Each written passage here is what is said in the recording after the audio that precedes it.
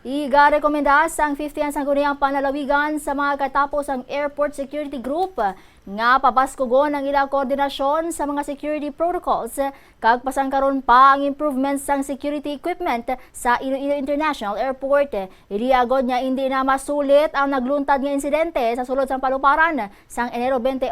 2026 kung sa diin may pasahero nga naghandos sang kutsilyo nga nagresulta pa sa shooting incident. Sa interview sa Bobo Radio kay Vice Governor Natalie Ann de Buque, Chair sang Committee on Transportation, Communications and Public Utilities kag sponsor sang ginpasar nga resolusyon, iya ginpayag nga sa ginpatigay nga Joint Committee hearing o pod ang Committee on Public Order and Security sa pagpanguna ni 2nd District Board Member June Mondihar kag Civil Aviation Authority of the Philippines o CONCAAP, Department of Transportation o DOTR, Philippine National Police Aviation Security Group o PNP, Iloilo Police Provincial Office kag Office of the Transportation Securities. Mayaraman nga ini o kung mayaraman ini sang tagsa ka mga katungdanan nga ginpatuman sa security protocol sa palaparan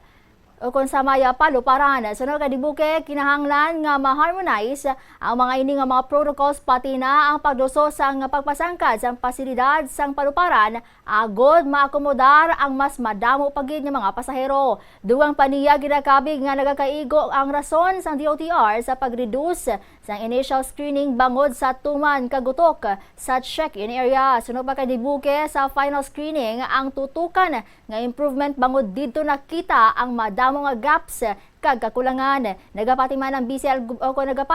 Vice Gobernador nga hindi na masulit ang amo nga insidente bangod nagabinuligay na ang nagakaigo nga mga sanga sang gobyerno agud malikawan ang mga kaangay nga insidente. Bilang legislative body, ginpahayag man sa provincial board nga handa ang mga ini magbulig sa pagpanawagan sang pondo halin sa national government para sa improvement sang paluparan bangod luyag sini nga mapasangkad pa ang turismo sang probinsya sang Iloilo. Sa karon padayon pa ang paghinun-anon sang provincial board kaangot sa ginapatigay nga committee hearing kag ang paghatag sang opisyal nga rekomendasyon sa Airport Security Group nga igapadala pa sa Central Office. Joint Committee would request ample time man para ma-plus target the facts na nagluwa kag para nga ma-share ni namon sa iban nga mga miyembro wala nakatambong agud nga ang amon nga recommendation would be more comprehensive. So ang ina-expect namon is that nga maybe in 2 weeks makapagwa kami sang amon committee report with the recommendation based on the facts nga nagwa sa committee hearing subong. But definitely we won't call for another committee hearing.